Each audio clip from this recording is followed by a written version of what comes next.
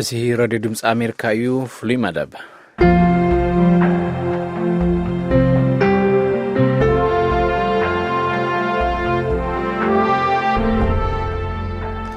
ሰለስተ ነባራት ዲፕሎማስኛት ዩናይትድ ስቴትስ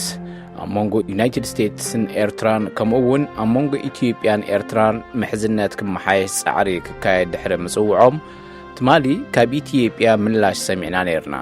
ሎሚ ካብ ኤርትራ ክንሰምዕና ተወልደ ወለ ገብርኤል ናብ ኣስመራ ደውድሎ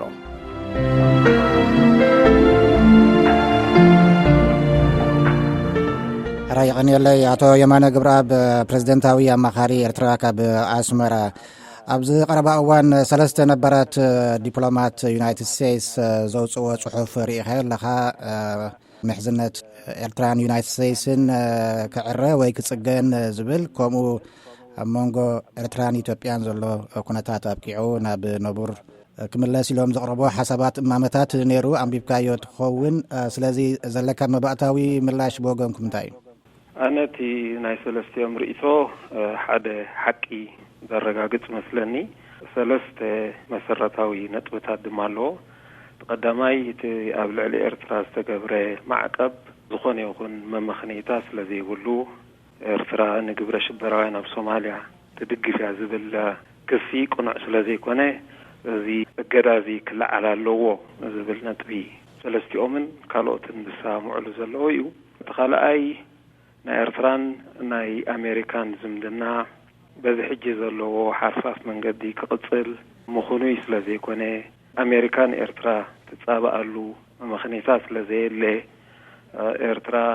ሃገራ ንምዕባል ንህዝባ ንምግልጋል ኣብ ዞባ ድማ ሰላም ንምምጻእ ትሰርሕ ሃገር ስለዝኾነት እዚ ዝምድና እውን ናብ ንቡር ክምለስ ኣለዎ ዝብል ርእቶ ኣለዎም እቲ ሳልሳይ ነጥቢ ንኢትዮጵያ ዝምልከት እዩ ንሱ ድማ በመሰረት ውዕል ኣልጀርስ መሰረት ናይ ዶብይን ኢትዮጵያ ካብ ጎቢጣ ሒዛቶ ዘላ ልኡላዊ መሬት ናይ ኤርትራ ወፅያ ኣብ መንጎ ክልቲአን ሃገራት ንቡር ዝምድና ክምለስ ኣለዎ ዝብል ዳርጋ ብዓለም ደረጃ እውን ናይ ሓባር ኣጠማምታ ሓበራዊ መረዳእታ እናማዕበለሉ ዝመጽእ ዘሎ ነጥቢ ዘንጸባርቕ እዩ ዋላ እኳ ሓደ ፍልያት ኣብ ኣቀራርባት ኣለዎም ስለዚ እዚ ነጥብታት እዚ ኣገዳስን እዋናውን ኮይኑ ስማዕኒ ሕጂ ብፍላይ ኣብታ ከለኢቱ ዝበልካያ መንጎ ዩናይትድ ስቴትስን ኤርትራን ዘሎ ርክብ ብፍላይ ካብቶም ሰለስተ ሓደ ኣምባሳደር ፕሪንስተን ላይማን ፀገም ዝያዳ ብኤርትራ ዘሎ ይመስል ካብ ተመኩረይ ይብል ዴቪድ ሽን እውን እንተኾነ ምስ ኤርትራ ምሕዝነት ምጽጋን ቀሊል ከም ዘይኮነ እዩ ዝገልጽ በንጻሩ እዩ ናይ 3 ዓመት ታሪክ ዘረጋግጾ ነገር እንተልዩ ኮይኑ ኣሜሪካ ንጉጉይ ምኽንያታት ምናልባት ንናታ ስትራቴጂያዊ ረብሓ ዘገልግል ኮይኑ ስለተሰምዓ ወትሩ ንሃገራዊ ረብሓ ንሃንቀውታ ናይ ህዝቢ ኤርትራ ክትቃወም ጸኒሓ ኣብ 1950 ናይ ኣሜሪካ ናይ ወፃኢ ጉዳይ ሚኒስተር ዝነበረብቲ እዋነቲ ህዝቢ ኤርትራ ናጽነት ግቡእ እኳ ትኾነ ምእንቲ ስትራቴጂያዊ ረብሓ ናይ ኣሜሪካ ኤርትራ ነጻ ክትከውን የብላን ኢሉ ድሕሪኡ ኣብ ግዜ ሃይለ ስላሴ ዋላ መንግስቱ መጺኡ ኢትዮጵያ ምስ ሕብረት ሶቪየት ምስ ተጸጋዕት እውን ናይ ኣሜሪካ መምሕዳራት ብቐጻሊ ኣንጻር ናይ ህዝቢ ኤርትራ ናይ ናጽነት መሰል ደው ኢሎም እዮም እዚ ሓለፈ 10 ዓመት ናይ ናጽነት እውን እንትኾነ ብዘይካተን መጀመርታዊ ውሕዳት ዓመታት ኣሜሪካ ኣብ ልዕሊ ኤርትራ ፀቕጥቕ ትገብር ኣብ ልዕሊ ኤርትራ እገዳ ክትገብር ንኤርትራ ከተዋስንን ክትንጽልን ክትቀጽዕን ኢላ ክትሓስብ እያ ጸኒሓ ስለዚ እቲ ድሌት ወይ እቲ ፀገም ካብ ኤርትራ ዘይኮነስ ካብ መንግስቲ ኣሜሪካ እዩ እቲ ዝምድና ምስ ኣሜሪካ ንምምሕያሽ ብወገን መንግስቲ ኤርትራ ኣብ ዝሓለፈ 10 ዓመት ዝተወስደ ተወግሶ እውን ክሳብ ሕጂ ውጽኢት ኣይተረኽቦን ኣሎ ስለዚ እቲ መሰረታዊ ፀገም ናይ ኣሜሪካ ትማሊ እውን ዝወፀ ናይ ኤርትራ ናይ ሚኒስትሪ ጉዳያት ወፃኢ መግለጺ ከም ዘብርሆ ናይ ኣሜሪካ ጠማምታ እምበር ናይ ኤርትራ ኣተሓሕዛ ናይቲ ጉዳያት ኣይኮነን ኤርትራ ምስ ኣሜሪካ ጽቡቕ ዝምድና ብምግባር እንትርፎ ናይ ሓባር ረብሓ ንረብሓ ናይ ዞባ እዚ ክትረክብ ተዘይኮይኑ ንኣሜሪካ ብምጽባቕ ትረኽቦ ዝኾነ ይኹን ረብሓ ስለዘየለ ኤርትራ ምስ ኣሜሪካ ዝምድና ንምምሕያሽ ድሕር ትብለሉ ዝኾነ ይኹን ምኽንያት የለን ክሳብ ሕጂ ግን ከም ዝበልኮ ዝተፈላለዩ ምምሕዳራት ናይ ኣሜሪካ ወትሩ ናቱ ዕላማታት ኣብዚ ከባቢ እዚ ንምርካብ ኣንጻር ኤርትራ ምዕጣቕ ከም ቁኑዕ ወሲድዎ ስለ ዝጸንሐ مسرتاو صقم نسقيني يسمعني نبتاناي إثيوبيان إرتران رح حالفنا بفلاي بهرمان كوهن قرب مامي استوسنة إرترا سفرد أقدستي بوتاتات مركب كجمر مو بون بوخا ونقونون خفوت زخونة لزب مس إثيوبيا كجمر ناب نبور محزنة زوسد زررب كجبر زبل إمامن يرو زحتو زي تمالي ناب سبسلطان إثيوبيا بزقربنا اللؤوان قديمكم بعد ما أركبو زبهال قداي أين قبولونينا تقند ነገር ግን لزب قدمي محنصاص دوب يخون دحر محنصاص دوب ايكونن تصقم ፖሊሲ መንግስቲ ኤርትራ እዩ ተጻባኢ ዝኾነ ፖሊሲ መንግስቲ ኤርትራ ኣብ ልዕሊ ድሕነት ኢትዮጵያ ዘካይዶ ዘሎ ንሱ ጠጠው ከበለ ናብ ንቡር መምላስ ዝከኣል ኣይመስልን ዝብል ምላሽ ሂቦም ነይሮም ርኢቶኻ ቀዳምነት እዚ ወገን ሰበስልጣን ኢትዮጵያ ዝቀርብ ዘሎ ርኢቶታት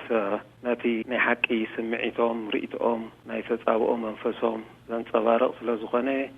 መውጽኡ ምግሃዱ ቁኑዕ ኮይኑ ይስማዓኒ ኣብ ዝሓለፈ ኣወናት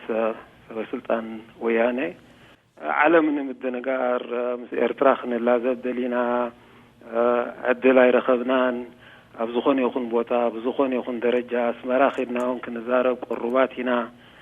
ኢሎም ንሰብ ንምድንጋር ከምዚ መርገፂኦም ለውጢ ዝመፀን ሲሎም ክዛረቡ ጸኒሖም እዮም እዚ ክልተ ሰለስተ መዓልቲ ሓደ ነፍናቶም ዘይሰማዕ ርእቶታት ክቀላቀል መጀመረ እቲ ሓቀኛ ባህሪኦም ምውፅኦም ጽቡቕ ኮይኑ ይስማዓኒ እቲ ጉዳይ ግን ናይ ሰበስልጣን ኢትዮጵያ መርገፂ ኣይኮነን ንኤርትራ ብድሆ ኮይኑ ጸንሐ ናይ ወያነ መርገፂ ኣይኮነን ወይ ናይ ወያነ ኩነታት ኣይኮነን ናይ ኣሜሪካ መርገፂ እዩ ኣሜሪካ ዝጉዳይ እዚ ክፍታሕ ስለ ዘይደለየቶ ኣሜሪካ ንኤርትራ ንምጽባብ ዝጉዳይ እዚ ናይ ዶብ መቕጻሉ ጠቃሚ እዩ ኢላ ክትሓስብ ስለ ጸንሐት ናይ ኣሜሪካ መርገፂ ደኣምበር ናይ ወያነ መርገፂ ይኮነን ጸገም ተዘሕዝን ናይ ኣሜሪካ መርገፂ ንኤርትራ ንምሕሳይ ተባሂሉ እኳ ተተገብረ ንዝጠቀሞ ሰብ የለን ንኢትዮጵያውን ሃሲዋ እዩ ሞንጎ ኤርትራን ኢትዮጵያን ንጉር ዝምድና ነይሩ ተዝኸውን ኢትዮጵያን ህዝቢ ኢትዮጵያውን ምተጠቅሙ ነይሮም ካብ ኢትዮጵያ ሓሊፍካውን ንመላእ ዞባን መላእ ቀርኒ ኣፍሪካውን ሃሲዎ እዩ ናይ ኣሜሪካ መርገፂ ስለዚ ተመሰረታዊ ጉዳይ ናይ ወያነ ይኮነን ናይ ኣሜሪካ እዩ ኣሜሪካ ሓንቲ መዓልቲ ሎሚ ጽባሕ ወያነ ካብ ጎቢጥዎ ዘሎ መሬት ናይ ኤርትራ ክወፅእ ኣለዎ ኢሎም ተሪር መርገፂ ተዝወስዱ ናይ ወያነ ስርዓት ንጽባሕቱ ካብ መሬት ናይ ኤርትራ ምወፀ ነይሩ ስለዚ ኩሉ ዘረባ ነቲ ናይ ኣሜሪካን መርገፂ ንምጉልባብ እምበር ናይ ሰበስልጣን ወያነ መርገፂ ናጻ ዝኾነ እዩ ዝብል ግምት የብልናን ተሓደ ጽቡቕ ከም ዝበልክዎ እቲ ገና ውሽጦም ዘሎ ዘይመቕሳን ተዘሎ ድጉል ጽልኢ ብኸምዚ መንገዲ ምግሃዱ ነቲ ምናልባት ክደናገር ዝኽእል መለብም ስለ ዝኸውን እዚ ከም ጠቃሚ ነገር ጌርካ ክውሰድ ዝከኣል መስለኒ አቶ የማነ ገብረአብ ፕሬዝዳንታዊ አማካሪ ኤርትራ ካብ አስመራ ይቀኒልና